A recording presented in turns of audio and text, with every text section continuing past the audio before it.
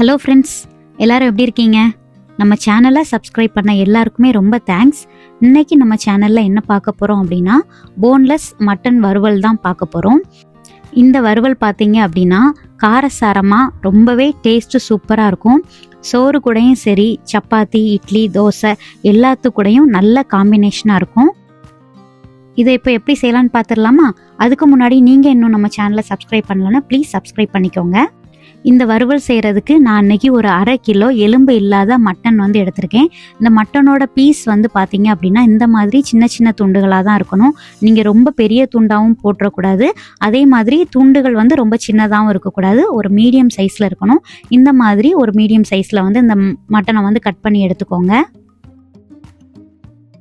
இப்போ இந்த மட்டனை ஒரு 2-3 தடவை நல்லா கழுவி சுத்தம் பண்ணி எடுத்துக்கோங்க. சுத்தம் பண்ணிவிட்டு அதில் உள்ள தண்ணி எல்லாமே வடிகட்டி எடுத்துக்கோங்க. இப்போ இந்த மாதிரி ஒரு குக்கர் எடுத்துட்டு இந்த குக்கரில் நம்ம வடிகட்டி வச்சுருந்த மட்டன் எல்லாத்தையுமே சேர்த்துக்கலாம். நம்ம எடுத்து வச்சுருந்த எல்லா மட்டனையும் சேர்த்துக்கோங்க. இது கூடவே ஒரு 5-6 சின்ன வெங்காயத்தை இந்த மாதிரி நறுக்கி சேர்த்துக்கோங்க.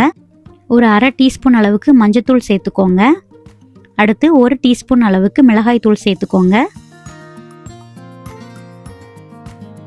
அடுத்து ஒரு 1/4 டீஸ்பூன் அளவுக்கு மிளகு தூள் சேர்த்துக்கோங்க.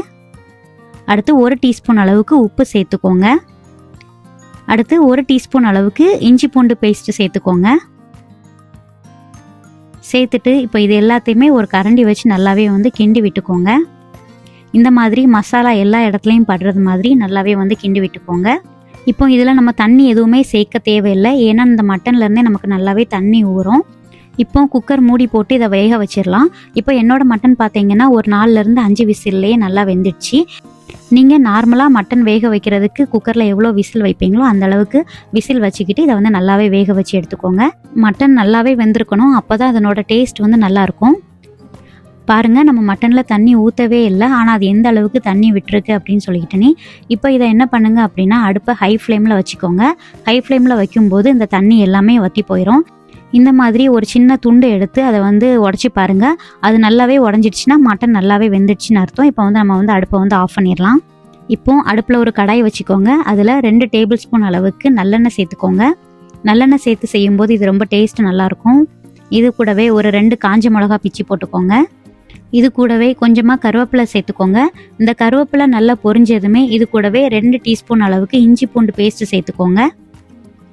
இப்போது இந்த இஞ்சி பூண்டு பேஸ்ட்டை நல்லா வதக்கி விட்டுக்கோங்க. இந்த இஞ்சி பூண்டோட பேஸ்ட்டோட பச்சை ஸ்மெல்லு மாறுற அளவுக்கு இதை நல்லாவே வதக்கி விட்டுக்கோங்க இந்த எண்ணெயில். இப்போ நீங்கள் அடுப்பை லோ ஃப்ளேமில் வச்சுக்கிட்டு இதை நல்லாவே கிண்டி விட்டுக்கோங்க. இந்த மாதிரி இந்த இஞ்சி பூண்டோட பச்சை மணம் மாறின உடனே வெங்காயம் சேர்த்துக்கலாம். நான் இன்னைக்கு ஒரு மீடியம் சைஸு பெரிய வெங்காயமும் அடுத்து ஒரு 10-15 சின்ன வெங்காயமும் இந்த மாதிரி சின்ன சின்ன துண்டுகளாக நறுக்கியிருக்கேன். அதையும் இது கூட சேர்த்துக்கோங்க. சேர்த்துட்டு அடுப்பு மீடியம் ஃப்ளேமில் வச்சு இதை நல்லா கிண்டி விட்டுக்கலாம். இப்போது இது கொஞ்சம் நல்லாவே வதங்கட்டும். இந்த மாதிரி நல்லா எல்லா இடத்துலையும் படுறது மாதிரி கிண்டி விட்டுக்கோங்க. இப்போது இது கூடவே ஒரு 2 பச்சை மிளகாவை இந்த மாதிரி நறுக்கிக்கோங்க. நறுக்கி அதையும் இது கூட சேர்த்துக்கோங்க. சேர்த்துட்டு அதையுமே நல்லா கிண்டி விட்டுக்கலாம். உங்களுக்கு காரம் கொஞ்சம் வேணும் அப்படின்னா இது கூட இன்னும் 2 பச்சை மிளகா கூடுதலாக சேர்த்துக்கோங்க. இப்படி இந்த வெங்காயம் பச்சை மிளகா எல்லாமே இது கூடவே நல்லாவே வதங்கட்டும்.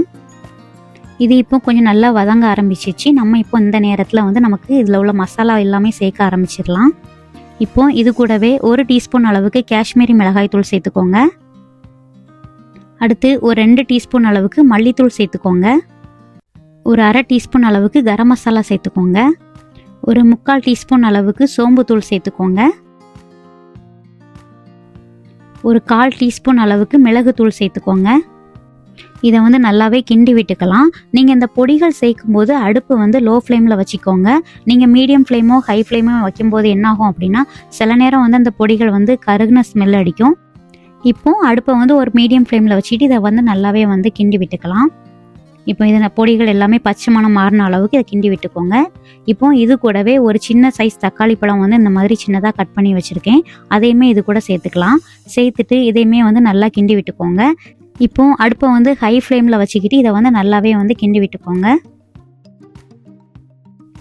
தக்காளி பழம் நல்லா வேகணும் அப்படிங்கிறதுலாம் இல்லை. தக்காளி பழம் கொஞ்சம் வெந்தாலும் போதும். அடுப்பை ஹை ஃப்ளேம்லேயே வச்சுக்கோங்க. இப்போ வந்து நம்ம வந்து வேக வச்சிருந்த மட்டனை வந்து இது கூட சேர்த்துக்கலாம். மட்டனில் ஏதாவது தண்ணி இருந்ததுன்னா அதை வந்து வடிகட்டிட்டு சேர்த்துக்கோங்க. இந்த தண்ணி வந்து இதில் வந்து சேர்க்கக்கூடாது. அப்படி சேர்த்தோம் அப்படின்னா அது வந்து குழம்பு மாதிரி ஆயிரும். அதனால வந்து இது வந்து நமக்கு ட்ரையாக வேணும். அதனால அதில் வந்து மட்டன் மட்டும் எடுத்து சேர்த்துக்கோங்க. இந்த மாதிரி மட்டனையும் சேர்த்துக்கிட்டு நல்லாவே வந்து இதை வந்து கிண்டி விட்டுக்கோங்க.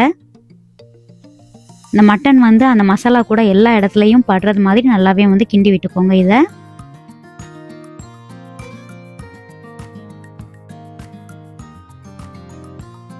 இப்போ ஏற்கனவே நம்ம 1 டீஸ்பூன் அளவுக்கு தான் உப்பு சேர்த்துக்கிட்டோம். மறுபடியும் இதில் வந்து இப்போ 1 டீஸ்பூன் அளவுக்கு உப்பு சேர்த்துக்கோங்க. உங்களுக்கு ஒருவேளை உப்பு வந்து கொஞ்சம் ஜாஸ்தியாக வேணும் அப்படின்னா இது வந்து உப்பு பார்த்துக்கிட்டு நீங்கள் வந்து கூடுதலாக கொஞ்சம் சேர்த்துக்கோங்க. இதையுமே வந்து இது கூட வந்து சேர்த்து நல்லாவே கிண்டி விட்டுக்கலாம்.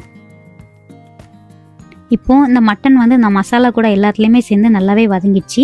இப்போ ஒரு கைப்பிடி ஃபுல்லாகவே கருவேப்பிலை இது கூட சேர்த்துக்கோங்க. இந்த நேரத்தில் நீங்கள் கருவேப்பிலை சேர்த்து இதில் கிண்டும் போது அந்த கருவேப்பிலையும் அந்த மட்டனோட வாசமும் ரொம்ப நல்லாயிருக்கும். ஸோ அதனால் கருவேப்பிலை வந்து கொஞ்சம் ஜாஸ்தியாகவே சேர்த்துக்கோங்க. இப்போ இதையுமே சேர்த்து நல்லாவே கிண்டி விட்டுக்கலாம். அவ்வளோதான், நம்மளோட சூப்பர் டேஸ்டான போன்லெஸ் மட்டன் வறுவல் சூப்பராக ரெடி ஆயிடுச்சு. இது சாப்பாடு கூட வச்சு சாப்பிடும்போது டேஸ்ட் வந்து ரொம்பவே சூப்பராக இருக்கும். கண்டிப்பாக நீங்களும் இதை வந்து உங்கள் வீட்டில் வந்து ட்ரை பண்ணி பாருங்கள். இப்போ இதை சோறு கூட வச்சு சாப்பிட ஆரம்பிச்சிடலாம். இப்போ இந்த மட்டன் வறுவல் இருந்துச்சுன்னா நமக்கு வேறு குழம்பு எதுவுமே தேவையில்லை.